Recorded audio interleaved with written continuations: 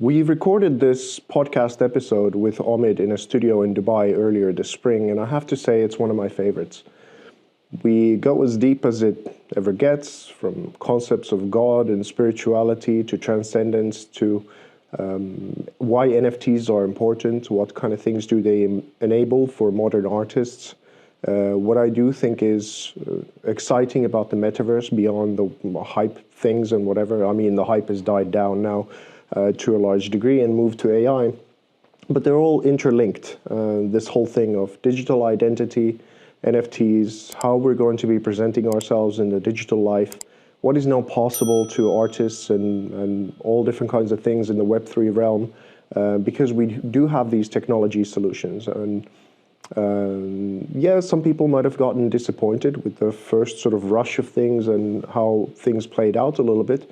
But this is why we talk about the profound principles underneath everything. And I do hope that there's going to be a session 2 with Omid sometime soon, as I think that there's much more to explore still. But that said, I hope you do enjoy it.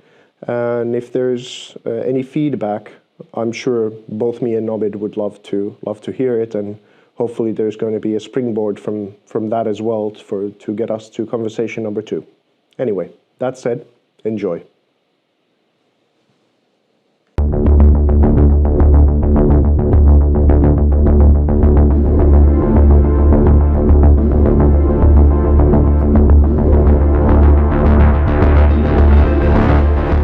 VESA, so great to see you. Omid, same.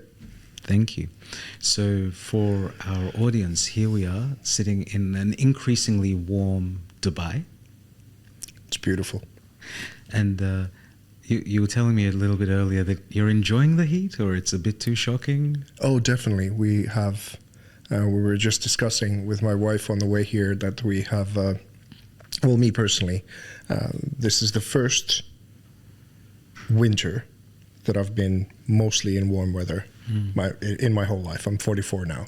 So, and I think I was born a tropical animal, and I've just been in cold countries from Finland to UK most of this time, and with little pockets of travel here and there, feeling very comfortable and always terrified that there's going to be an airplane taking me back to somewhere cold again.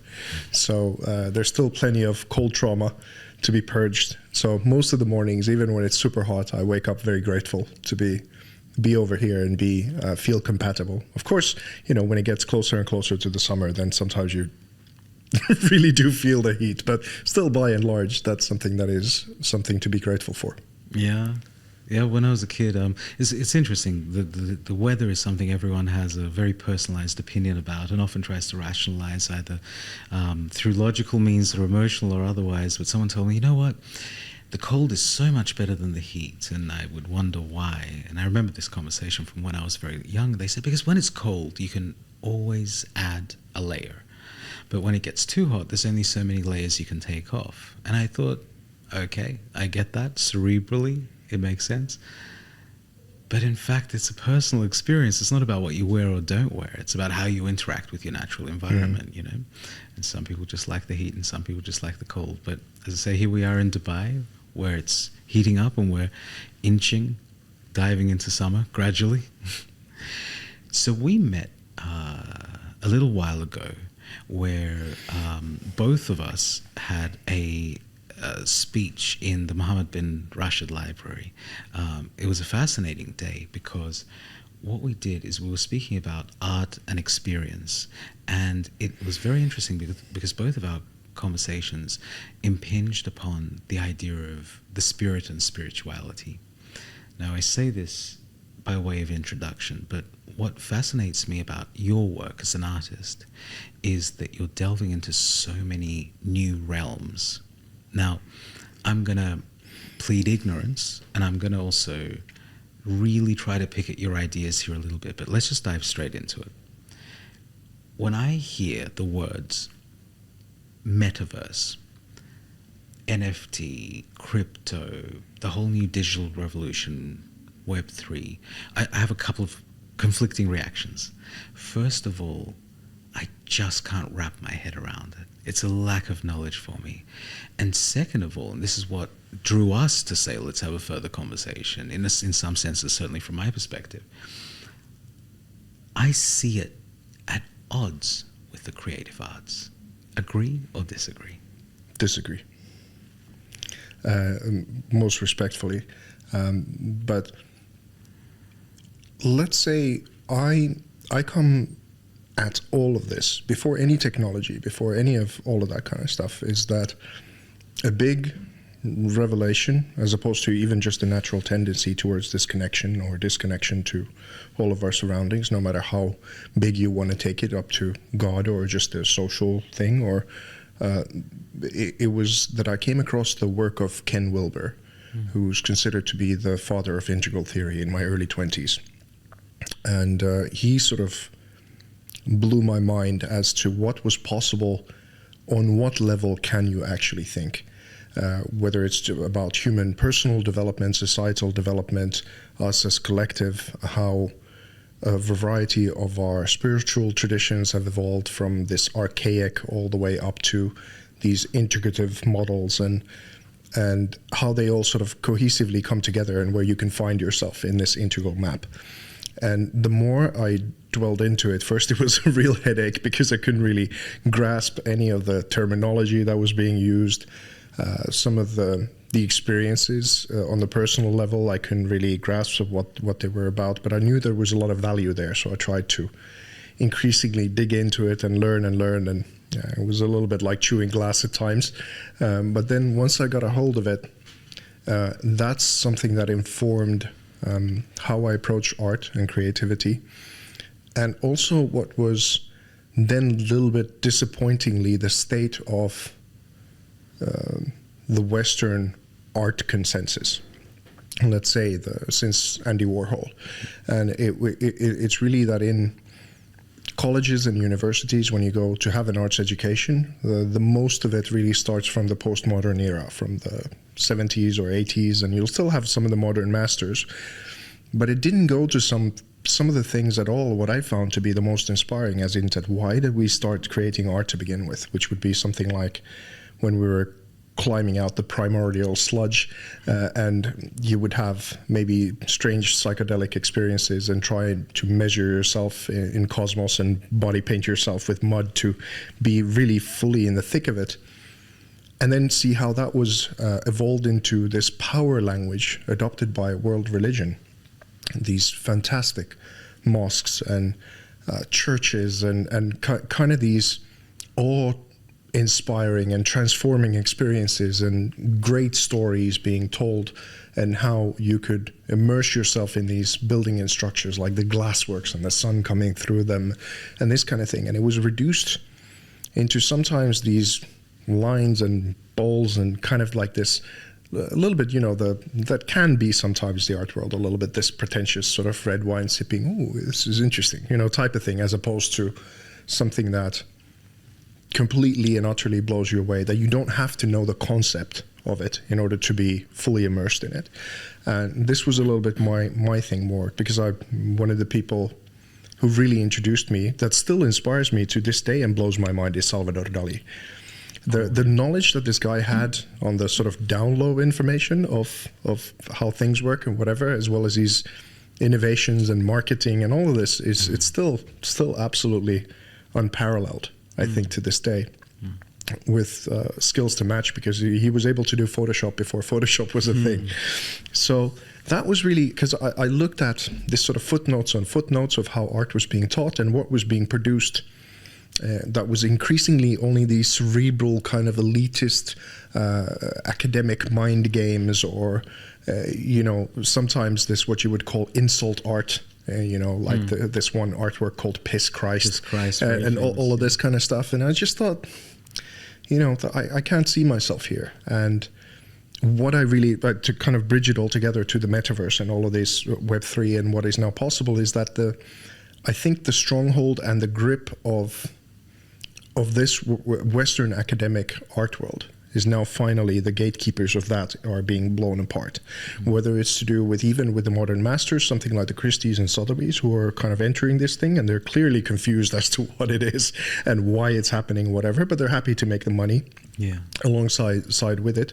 But I think now it'll take a little bit for artists and the institutions to wake up to the fact, but now they are free to actually express. Whether you want to go all the way back to, this body painting, kind of like what was the primordial man concepts, or be inspired by the temples, like all the way. We built the Luxor temple from Egypt. We made it into VR with this world called Superworld.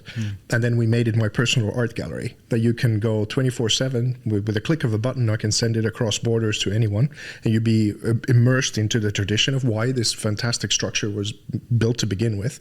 And then I get to have my art that aligns with the values of this place sent to anyone. So all of a sudden that's there, and it's then up to me to be able to do the right kind of partnerships and resonate with the right people for them to go and visit and understand it. Now, if that is going to be something that resonates with the new thing of what Sotheby's is doing, or MoMA or whatever, which seems a little bit unlikely because it's just not in their sphere of how they want to approach this thing, because it's so much about identity politics and this kind of thing today. That's a little bit of where we are still, this juxtaposition of what is now possible to people, all the different kinds of things, or whatever it's Indian traditional culture, Iranian, from whichever period of how you want to mix it all together, take Egypt and Japan and mix it together and throw it out there. That's not possible. And there's no one who can tell you that, no, this is curated outside of that periphery. It's total freedom. Yeah. But it'll take a little bit of time before people really wake up to the fact that this is how you can approach it now. Okay. Just, I want to really delve into the new technology stuff, because I think it's such a fascinating world, and I want to bounce a couple of ideas off. But before we go there, a really interesting point you made about the art education. You said it started, for example, from the postmodern period and moved on, but you felt an urge to sort of go deeper and farther back, or to other areas rather than just saying that. So here's my theory about sort of the problem with some art education, and I don't mean problem as a bad thing that should be condemned and we should throw rotten eggs at it. I mean problem in terms of the limitations that require people to overcome them. One is sometimes when it comes to the education of arts and humanities in particular, there tends to be a lot of teaching from the basis of the sort of the current political thought or ideological sort of standpoint, or the epoch that we're in. Now, what that does, given limitations of time that say a student and a professor have together, is shorthands a lot of let's understand where we are. What it doesn't do is give adequate maximal exposure to all the other realms of possibility out there. Now, again, I won't let go of the Web3 stuff because I think it's a fascinating area to delve into, but you mentioned body painting. Second thing I'll pick up on. I think there's something absolutely fascinating about body painting. And first, there is something primordial about it, and it links the primordial to the creative.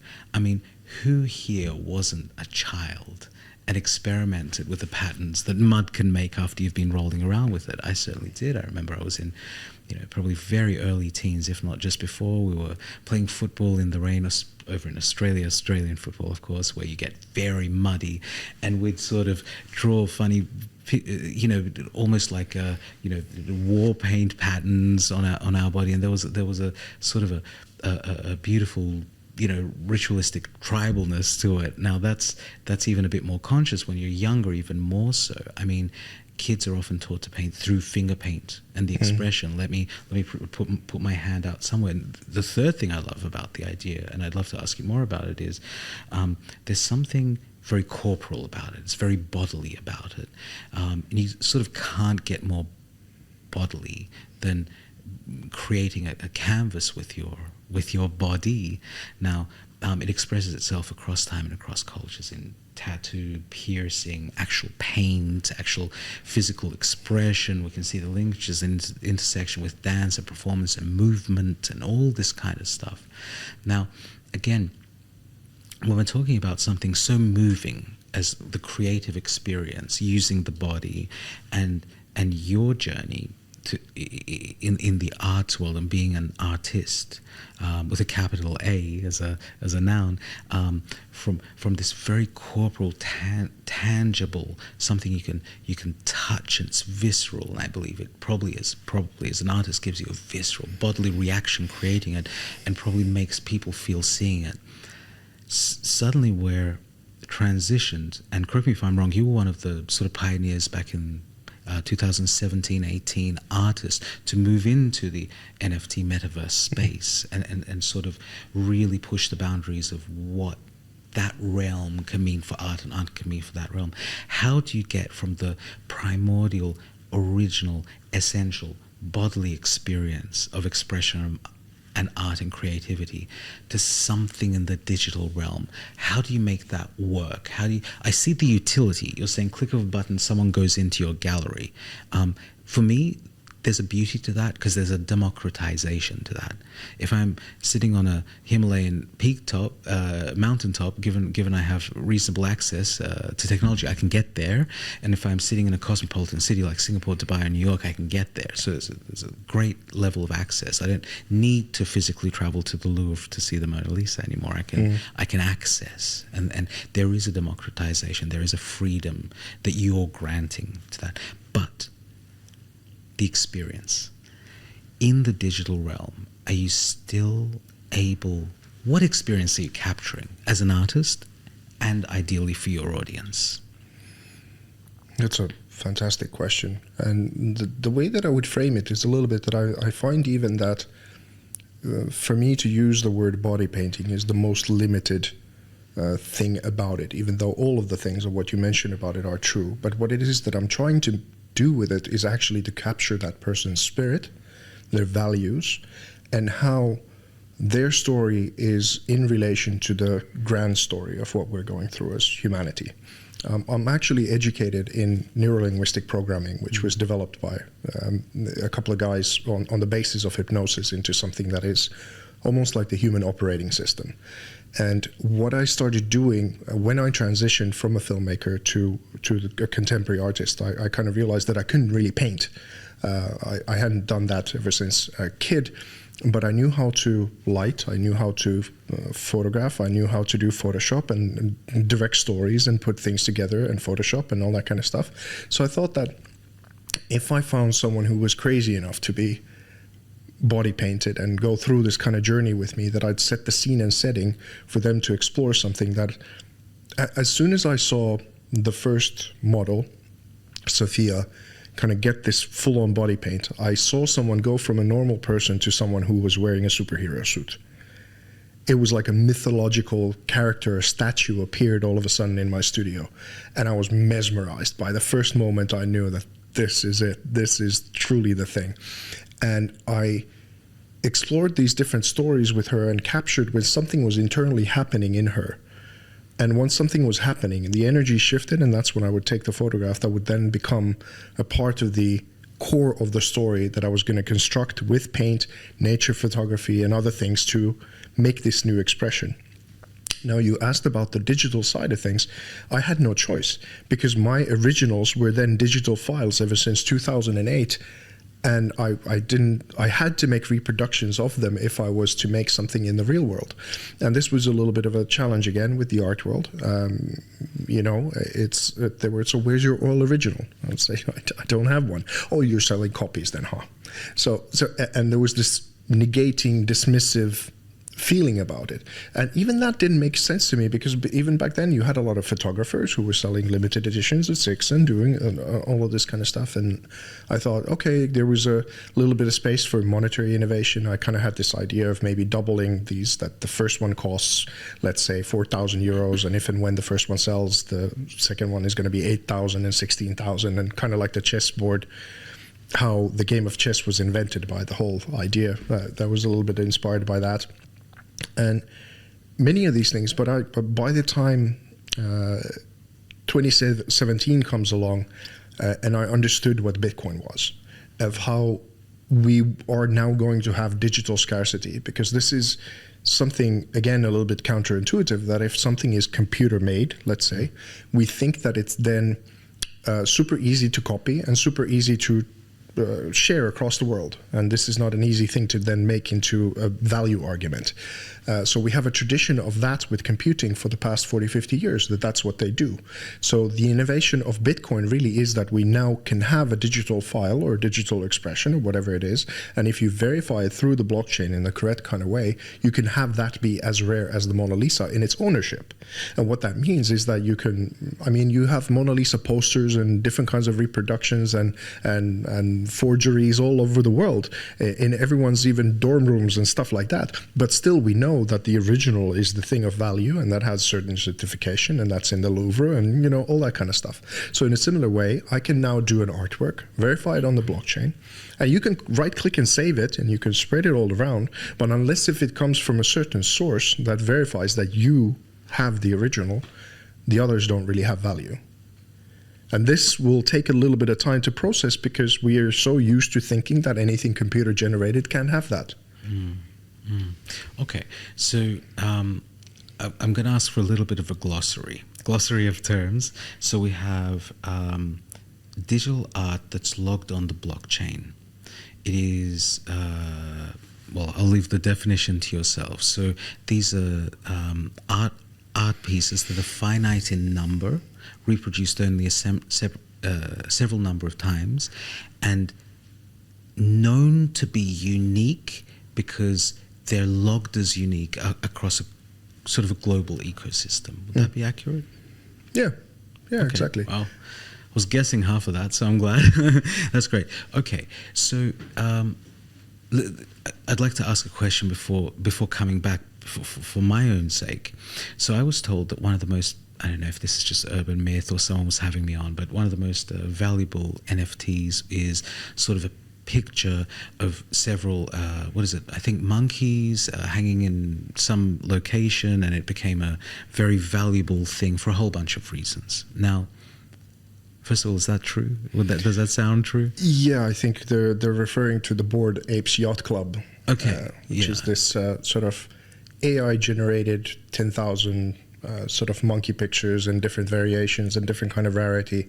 And what it really is that if you have one of these apes, it gives you an access to their parties and different kind of networks and to chat. It's kind of like a golf club type situation. Yeah. And there's a really genius marketing behind it all and how they managed to make it. And the price went crazy and all the kind of conditions aligned for that to be something that... And what I have a problem with is that when they align it to have something to do with art is where it gets ridiculous. Right. But as a sort of creative marketing new way of doing a club and association and this kind of thing, pure genius. I mean, they really have made it a fantastic success. I don't know how long it'll last and all those kinds of things, but certainly it's one of the use cases for blockchain and creativity and this kind of innovation that is now taken hold in the public imagination of what is possible, but that's got little to do with art, I would say. Okay, so where would you differentiate? So maybe it's in the marketing, you use the word marketing, but where would you differentiate this extremely financially valuable, successful in terms of fame thing that's been moved into the digital realm with the amount of sort of art that can be moved into the digital realm? So I'm a casual consumer with finite knowledge, and I want to invest in an NFT, and I speak to an artist, but my friend's saying to me, buy a monkey picture because they can interact and they can go up in value. I mean, how is the casual consumer and is the general populace going to go through an education to adapt and be able to recognize these new things in the digital realm, which are far less tangible as well? I mean, physically, they're far less tangible. How are we going to learn where is the art, where is the value, where's the intrinsic value, and where's the sort of fun, flash in the pan stuff that you might make a bit of money on? But there's that quote-unquote value doesn't sit behind it, like the monkey photos. Well, that's, as far as I'm concerned, a gazillion-dollar question, but also something that is the fate of humanity type level question, because the great cultural critic Kamil Palia who's a fantastic mind and a machine gun intellect. She sort of outlined this whole thing of what we're at the precipice at is really the new renaissance. And we have a general global populace that has been utterly let down by the global education system with regards to the arts in general. And I think this ability to read the language of art and what it's doing is not very high level at the moment. We've actually come down quite a bit from where we were a few decades ago as universities became a little bit this sort of pick and choose buffet style, as opposed to teaching all the great classics and what literary critique has become in people's minds of how that works, as well as just understanding just how we've come here from an art point of view. It's not really a wonder that the art side and the fine art side is not picking up at the same level as the sort of things that dwell in the pop culture. Because even if you look at here, some of the artists that are very popular, they're kind of taking pop culture references. They take something from Scarface. They take that is like a popular symbol that symbolizes money, like the Scrooge McDuck and the dollar symbol, or Louis Vuitton or whatever. And they kind of take what is in the popular conversation and they mix it into something that resembles an artwork, and then that's put on the wall and sold as something. And that's a lot more to do with, I would say, marketing than it is to do with art. But it's also because people don't really know how to read the artworks themselves when you go on the deeper level. And it's not their fault. It's just something that has happened along the years, that we don't really have that in our lexicon anymore. So how to solve this problem? How would people... and I think actually the problem is being solved somewhat by AI. Not only is it allowing a new kind of flourishing of creative things, like people are just throwing these concepts and ideas together, and visually they're stunning that come out of it, but they're starting to play more with concepts and ideas. And it's not enough that your piece just looks great anymore. So we're getting through the sort of wow, that looks amazing phase into just actually really starting to read into the image and its cultural relevance and those kinds of things. So when it comes to fine art, there's really no shortcut from the investment side. It's about the artist and their career, their different kind of prospects and their reach and all those kinds of things, and whether they're going to be financially successful and you're going to make money with them the same way you can maybe make with the next collectibles monkey picture thing. These are not the same conversation at all. You shouldn't get into art collecting with the mindset that you're going to flip it in 2 months into something that is 20x its value. That's got nothing to do with something that is culturally significant or relevant or anything that a real artist would ever want to even entertain as a conversation. It's profoundly insulting, so that's kind of these are separate people. Now, is it still a good thing that the fine arts would absorb a lot of what's happened economically and marketing wise and reach wise in the NFT space, and take some of the technology, take some of the innovation, and understand that it's actually pretty good that if someone buys an artwork from you and sells it in a month for a lot of profit, that's actually a good thing, because if it starts to move and the numbers start to move, that will generate a lot of energy for your artwork and for your influence and for your thing to grow to the next level. So they have a lot to learn from one another. The NFTs could definitely benefit from a deeper conversation, to say the least.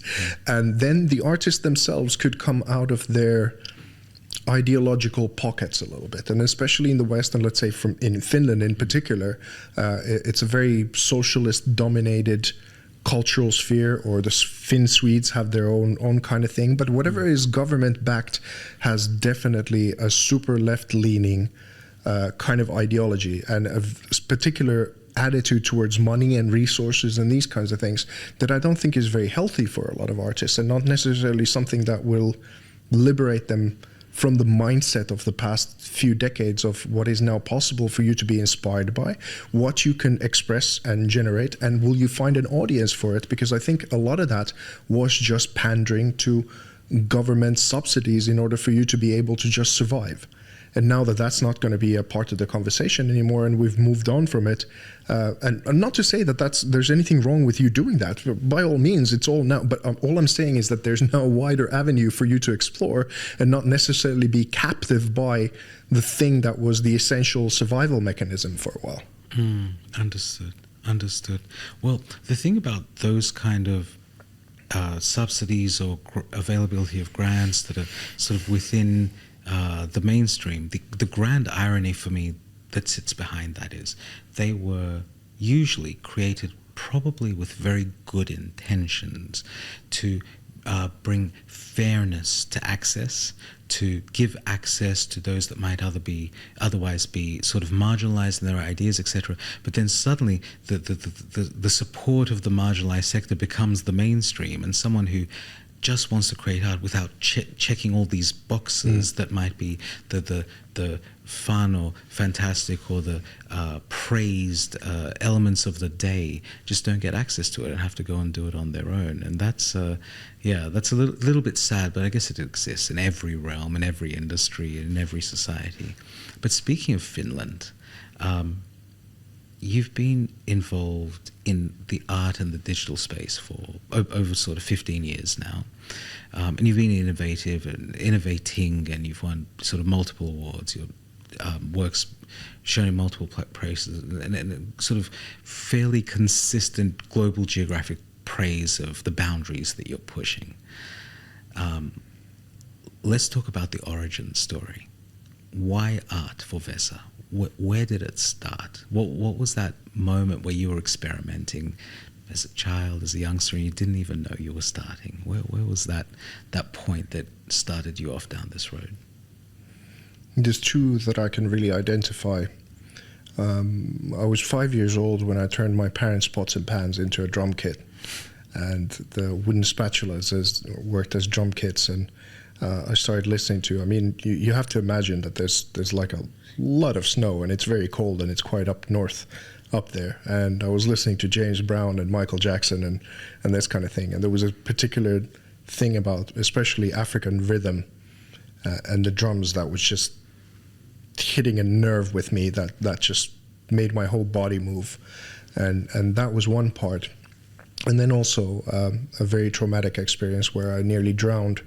And as I was nearly leaving my body, I got connected to something. And that felt like going home as opposed to something scary. And then my father actually fished me out of this lake, and I lived. But that was around that time as well, 5-6 years old or something like that. And even though my mother and my stepfather, especially, they're quite atheistic, they see the world as something that when you die, that's it. And my father is someone who is a little bit more on the spiritual side, and we have conversations about this and kind of more on the mystical experiences and these kinds of things. But it's definitely, I would say, where it comes from is always a connection. The connection to the rhythm was something that felt like was coming through me and what I was connecting with. And all of the topics and all the different kinds of things that I express today are still the same thing. At best, it's when I'm doing something creative, I don't feel I'm present anymore. It's just something that is automated and locked in and comes in, and it's not something that comes without skill. A lot of the how would I say,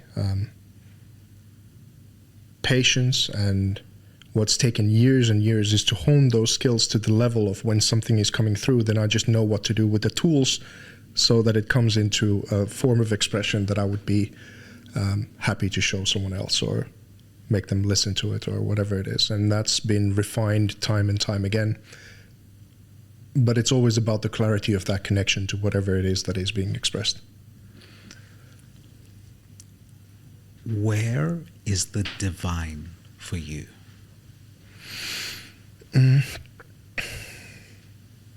One of the most far out books I've ever read in my life is by this guy called Brunvalo Melchizedek, and The Flower of Life 1 and 2, and it goes into all the sort of mystery schools and you know, the symbol, the flower of life, which is the circle that keeps replicating in a way that makes the flower pattern. And one of the things that he said in this book about this thing is that not only is the symbol found all across the different temples, ancient temples all across the world, it's in this region, in many places as well, utilized as a pattern. He said that this is apparently, even from a scientific point of view, through this pattern, everything in material existence comes into existence. So we come from the one, but then the endless plethora of manifestations that come from this one are also a part of the one. So to say that where is it located, like people say that some people in the West especially quite comically try and make the brain the point of origin, whereas when someone introduced me to the idea that the brain is more like a receiver rather than a generator, then it started making much more sense to me. So I have a unique set of experiences and tools through which I have a point of consciousness to make something become a reality in an artistic way. I think I'm just connecting to the whole with a receptor, and my limitations are going to make it unique, but it's still a part of the same consciousness that you tap into with your specific different set of cultural understandings or your experiences or your different tools of how you experience yourself or what you do to kind of express yourself. Then that's it. Maybe consciousness in general is something that is universal, that goes through us and the animals and plants to the degree that I don't understand, maybe. But that's the one, and then our unique expressions are still the same. But yeah, so it's the everything and the one, and everything in between it. You said a little earlier that with that traumatic experience of the drowning, there was a sense of going home at the time. So I'm reading into that there was a seeping out of maybe the fear or the shock or the horror of perhaps what was happening. Now, why do you relate that as a sort of a turning point moment to creativity and expression? What happened at that time or after that time or around that time that inspired something in you? Well, creativity. This is why I'll come back to that. But the way that I make sense of the question is like, if you go to most of world religion, even the Finnish story of Kalevala, it starts first there was an egg, and the cosmos was being born. First there was the light, and all of them are stories of creation. How was the world created? How are we born? How do we come to all of this? And through a variety of these stories, if you really go deeply into it, you start to see that the world is a creation. Everything is in constant state of creation and destruction all the time. And us as human beings, what we do is that we feel that we're separate from it, like the great Alan Watts with his different concepts of what he was explaining, is that we feel like we're separate from the world and we just sort of emerge, and that's the twist. If you want to become a creative person or have a creative identity, you start to understand that you're part of the world, born out of this creative process to begin with. And what is preventing you from feeling that constantly is the different layers of either trauma or separation that you have from the world. Now, whatever it is that you have to do, and that would be the blank page of the writer, it's that you're disconnected. It's not that the ideas aren't there. There's like this room alone is full of stories or things that you could write full books and sagas from. It's that where it's the individual who's disconnected from that where the problem arises. So I think that's what happened to me as a kid. It's that traumatic experience as well as something that was just built into me. And who knows, we could go into concepts of reincarnation. Maybe that's something that has happened to me a few times, that I might have been here around the block a few times. That could be a possibility as well. So it was just in me. And then whatever came in between it was an obstacle to be removed so that I could feel connected to the world again, connected to God, connected to the universe, and whatever is separate from it is hell.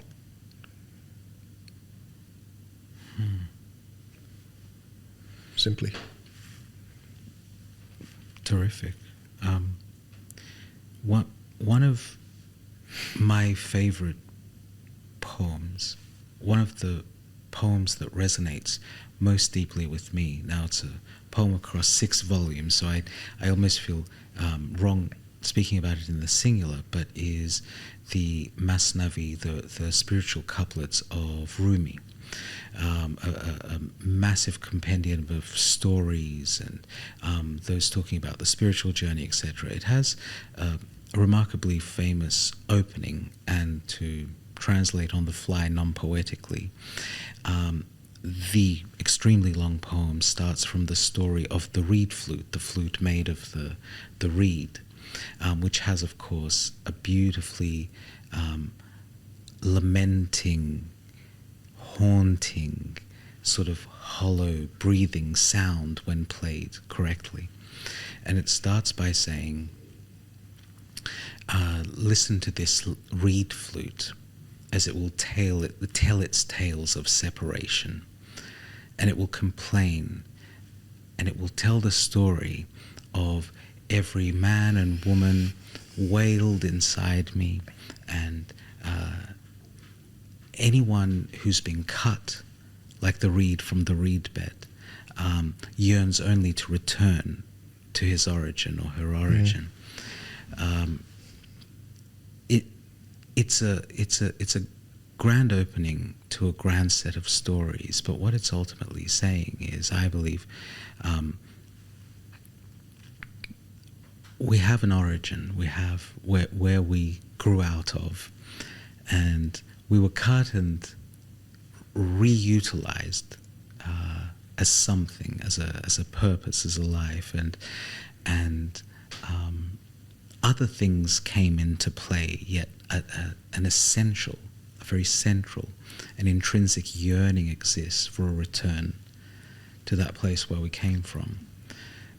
I think there are sort of multiple beautiful symbolic elements here. One is the idea of the reed flute, the flute as a symbol perhaps for people, us conscious beings, creative beings, and the idea of the breath, perhaps the divine breath, singing through us, creating harmonious sounds through us. I think that the duality and the dichotomy that exists with men and women played me to entertain themselves, yet my yearning and longing grew and grew for my origin. The idea of breath, the idea of inspiration, the breath in, breath out. There's something about the connection to source which I believe urges us to create. The moment, for the first time, that you share a loving moment, an embrace, a kiss, a glance, everyone from Hollywood to the most accomplished poets have tried to capture that moment. They say that their heart flutters and they can't stop smiling, and their beloved recognize them and they skip and they want to dance and do cartwheels. Now, these are not normal reactions. They're reactions to something that's inspired us. I'll get to my point with one very minor story, but it was asked of the 12th century mystical Sufi thinker Junaid, why is it that when we hear music, do we grow agitated? And there's no negativity implied in the word agitated, but rather come to want to dance is probably a better interpretation of the word. And he replies by indicating the Quranic tradition of on the day of the day prior to creation, God stands before all of creation and asks, "Am I not your Lord?" And all the souls at that point disembodied respond by saying, "Verily, you are our Lord." Junaid answers and says that we remember the origin through the sounds and the songs and the vibrations of music. So there's an equivalence created between our response to creativity and the original, beautiful, primordial, life-granting conversation with the Creator, with God. And I think that equivalence is something, whether we know it or not, artists enact and live every day. You spoke about the body painting, which I'd love briefly to come back to, because for me, the expression on the corporal, the expression on the physical, there's something basically divine about that. And I'd love to ask a little bit about your process from the moment you mentioned Sophia, your initial model, I think, for the project. I'd love you to talk us through it. Of course, we're not strictly in a visual medium right now where you could show it, but I'd love to know and sort of close my eyes and see what it feels like. But what I'd also like to relate it to is your interpretation of the word body, because not long ago we saw each other at another event and there was a car parked that was so magnificently painted with this artwork, and my better half said to me that that's your work, that's VESA's work. And I went, oh gosh. And I stared at it for a moment, and quickly in the hustle bustle got shuffled along back into the direction I was walking. But what I saw is you've expanded the definition of engagement with the body for creative purposes to the car as a body, a building as a body, perhaps a jet plane as a body. So your work with bodies as the canvas for expression. I'd love to hear you talking us through the process. When you identify the model, where do you go from there to create the endpoint of what you're seeking? And B, it's not just about the human for you, is it? Well,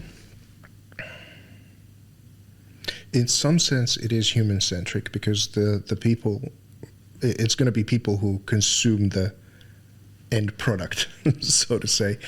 But that's a very nice way of packaging it together, and how you said it, and how I would maybe go about it. And this is one of the things that I really wanted to discuss with you as well, because I haven't done any other body painting work here in the UAE, because first and foremost, because this feels like home for us.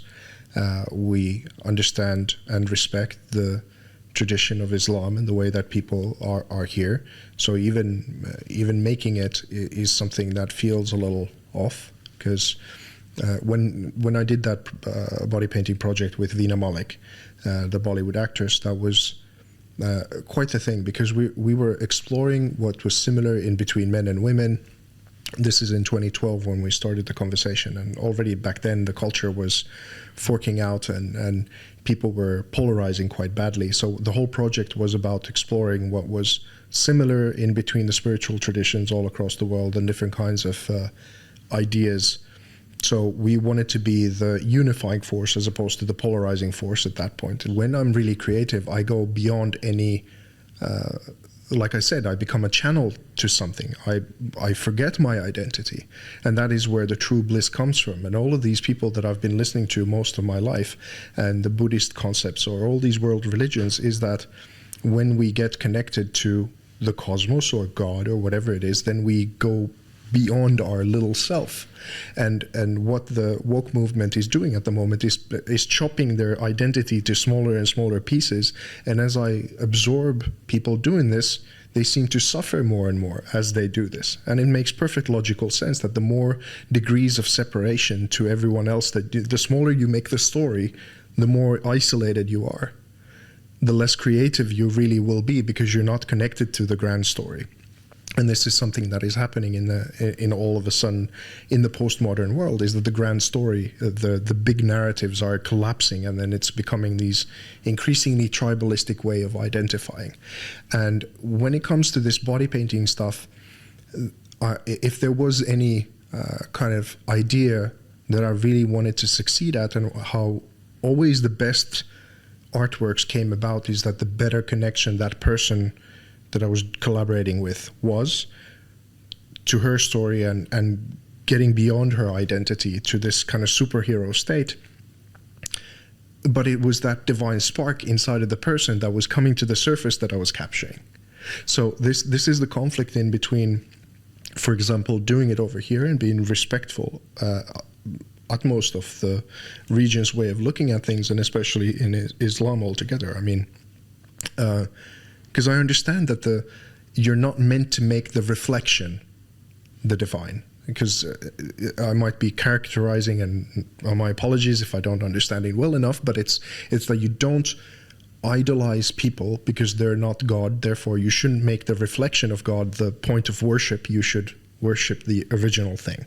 Now, in my view, and before I was very familiar with this, what I was trying to do is a little bit more in the spirit of the Italian Renaissance, is how do you carve from a block of marble something that is so awe-striking that it feels like the work of God. And that's part of the human form, is we've been made by the cosmos, and to honor that, because there's different mentalities how you can make body painting. You have something that is like trying to reveal the divine spark and bring it to the surface so that we remember that it's in all of us. So I understand that the conversation is quite convoluted in many ways, but I feel like when I'm doing those creative artworks is first to capture that inside of the person, and then trying to make that grand narrative, that grand story. Like one of the artworks that we made with Vina had, it was called The Beginning of a New Era. It was made in 2012, so that's when the Mayan calendar was coming to that one stop of the next iteration, the next 5,000 years, as opposed to the end of the world, like how it was understood by many.